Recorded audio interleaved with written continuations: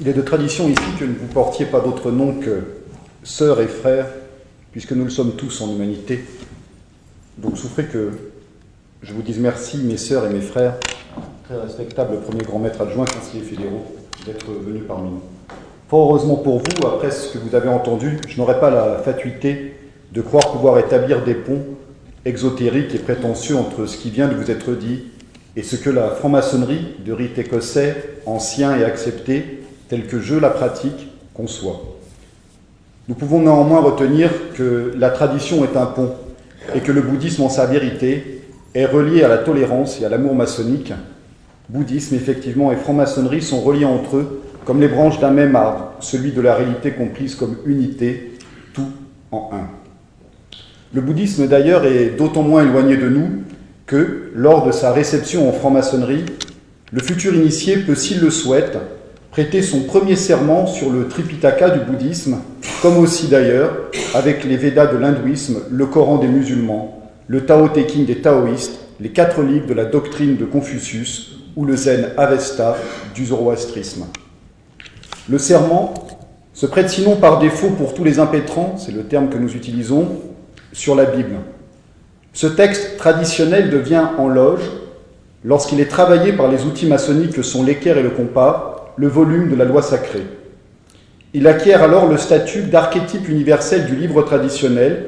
Il n'est plus un livre de révélation, mais le creuset de l'élévation des esprits et des cœurs par le travail en fraternité afin de saisir l'universalisme de la loi. La recherche donc universelle de la franc-maçonnerie est d'autant moins une idéologie ou un dogmatisme que nul n'est tenu ici à renoncer à sa foi et à ses croyances.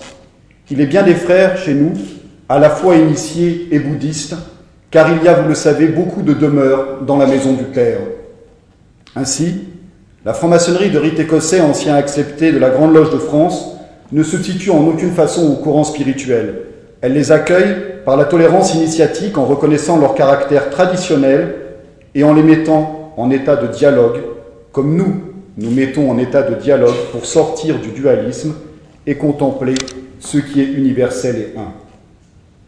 Reconnaître de plus, comme le Lama Lundrup l'a fait tout à l'heure, en rappelant les mots du Dalai Lama et les siens propres, que chaque tradition spirituelle dispose d'une vue particulière de la vérité, c'est demander aux francs-maçons, guidés par l'ésotérisme des écrits de Jean, de comprendre que nul ne peut contempler la totalité de la vérité et ne peut confondre son propre point de vue avec la totalité. Entrer ensemble dans la maison commune de la spiritualité demande à se souvenir avant tout de cette tolérance.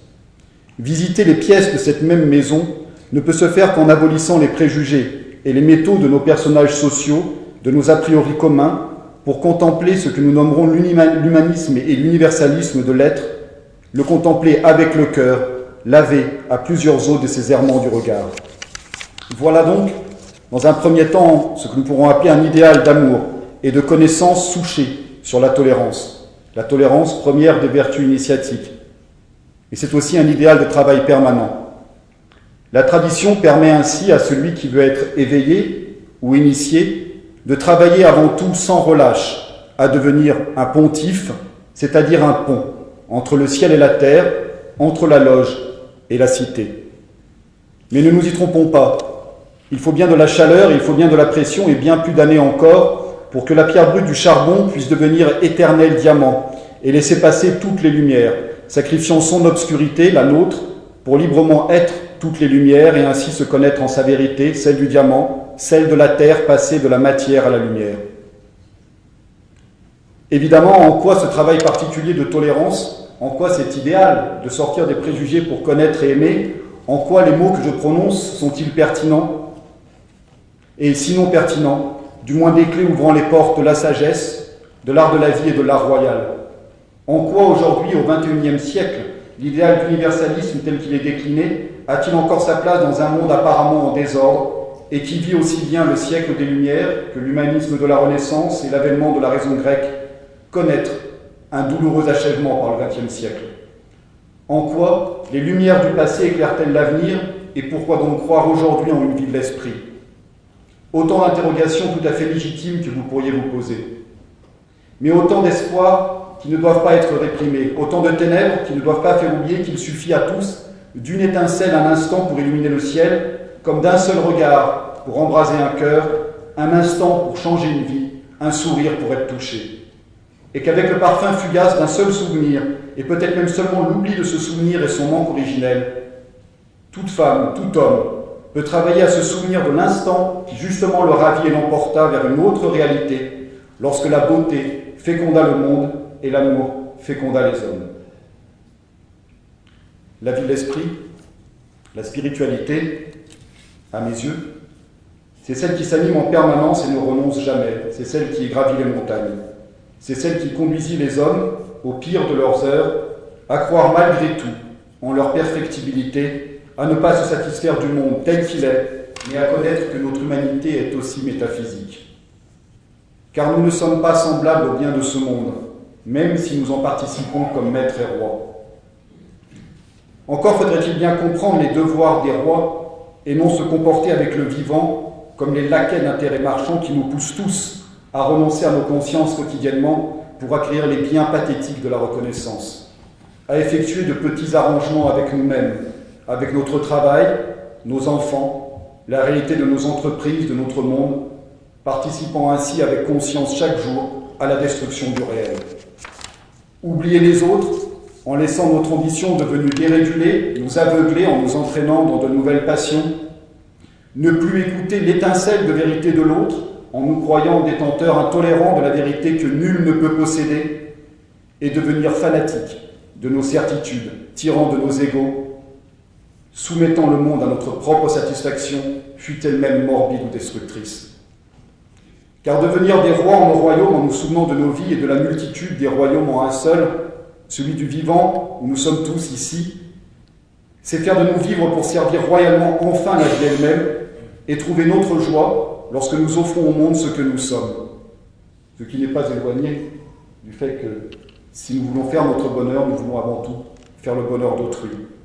Voilà un idéal et qui offre, pour celui qui croit en la conscience et à l'œil, un autre que celui que Caïn vit dans la tombe. Utopie, folie, c'est possible. Et alors ? Parlons donc plutôt ici d'un pari quasi pascalien, le pari de vivre ensemble, le pari grec, le pari de l'humanisme, celui de Rabelais, celui d'Erasme, le pari de la tradition, le pari parfait de l'adepte du grand œuvre. La vie de l'esprit, la spiritualité, alors, c'est peut-être pour moi vivre ici et maintenant. C'est travailler spirituellement à la reconnaissance et à la liberté par la connaissance. Est-ce simple ? Non. Non, c'est un perfectionnement individuel dans un cadre collectif, semé d'embûches, déroutant, tant qu'il est difficile de comprendre que la porte qui donne accès à la vie et à l'autre est une porte qui ne s'ouvre que de l'intérieur de nous-mêmes, sur un intérieur qui est un soi ouvert et tenu dans l'ouvert du monde. Il faut, c'est vrai, bien des passages, et je ne les ai pas parcourus, pour trépasser à l'ego et à l'étui noir au blanc, de la matière à la lumière, bien des errances pour apprendre à déchiffrer le langage symbolique qui est le nôtre ici en maçonnerie.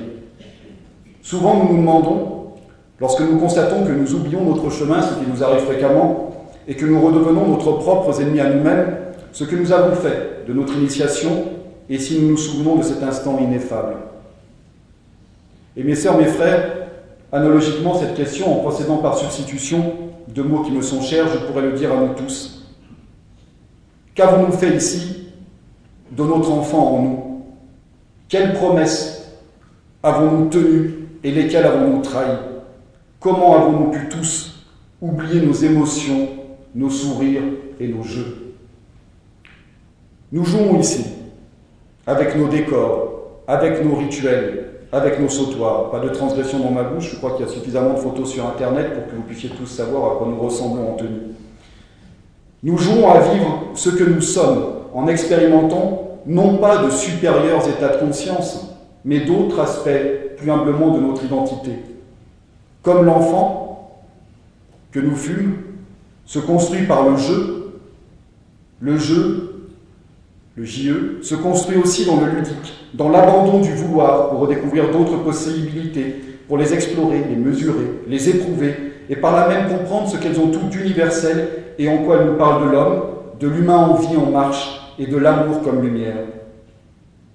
Le logos grec, vous connaissez sûrement cette expression, le logos c'est l'esprit en marche, dans un temps caricatural, est un enfant qui joue au tric-trac, un enfant qui joue au dé. Il regarde toutes les choses nouvellement. Il se souvient des premiers instants du monde, des mots magiques de l'enfant créateur, sans oublier de servir l'intérêt supérieur de lui, à lui de la vie, ordonnée par et pour tous. En fait, ici, en maçonnerie, nous ne jouons pas seuls. Nous existons, comme dans la cité, peut-être seuls, mais nous vivons ensemble. La vie est une aventure, et c'est nous qui mettons et déterminons en place les conditions de notre vie. Certes, tous les jeux ont leurs règles, et le réel de notre cité n'est pas celui qui en dispose le moins.